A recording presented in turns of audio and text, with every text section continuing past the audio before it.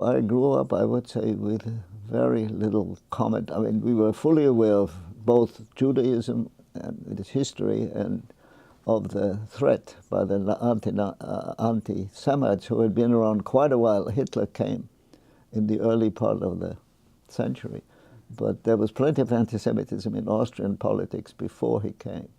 So we knew that, but we didn't realize any of us were in personal danger till the Anschluss came, which came, I think, March 38, which in a way was a big surprise to us the way it came, because there was going to be a vote in Austria.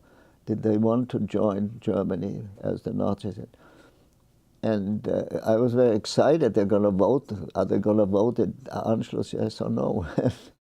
I remember Dr. Schuschnigg was the prime minister then, making this speech about the Germans want us to join with them. And we are going to vote whether or not we Austrians want the Anschluss. And his final line, I remember, bis in den Tod, rot-weiß-rot. That's the Austrian colors, and that stuck with me. And I, knowing from nothing, sort of probably will they vote against it, which we will never know. Because then when the Nazis came in, they did have an election, and like all dictatorial elections, 94% were for the Anschluss after the action.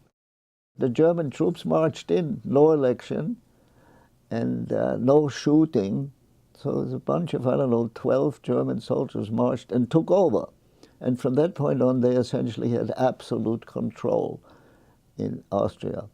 I didn't immediately feel this on my own self. But I had not caught on how threatening the thing was. What I knew is that very soon my father began to look for opportunities to leave Austria with my mother and me, not really with, and his brother, and similarly, who was 15 years younger than himself. We were planning to leave. But my grossfather didn't talk about leaving, and the older folks generally, the generation one older than my dad, didn't normally talk about. They said it's going to be bad, obviously, but you know we can't tear up our life. And so we were waiting very eagerly for mail from all over the world, whether we could emigrate to particular places. And one place we got mail from was from the Nizam of Hyderabad in India, who wanted a court physician and knew about Vienna as a good source and had my father's name. And there was some correspondence about that possibility, but it didn't happen finally. I don't know how it not happened. Then my father had applied for a visa to the US, and he had been awarded one for the family. But the point was you had to wait till the number came up. And if we had indeed waited in Austria till the number came up, we would never have gotten out, because the war broke out in fall of '39. And after that, it became extremely difficult to leave Austria if you were Jewish. Before that, by the time my father went before us, and not direct, he couldn't go to America, which didn't have permission, but we went to England for a 2-month period. And that was sort of crucial, that we needed, in order to be allowed by the British government to spend 2 months in England, somebody to guarantee our financial situation so that the British government didn't have to worry that these immigrants are suddenly going to be penniless and living in England, and it'll become our problem. And he didn't really, I think, know physically the doctor, but there was a doctor who had a medical connection with him, and he guaranteed that the Wermers would not be a burden to the British state. So we moved to London at the beginning, father first and mother and I, by train through Germany. And one entertaining part was how much wealth you could take out. You must have heard that. I think something like 25 Schillinge were supposed to get you through the rest of your life.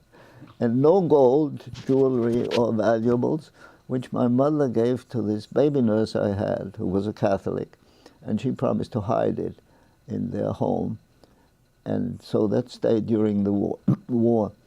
And then mother and I went by train through Germany without any real trouble to Holland, and then by ship to England.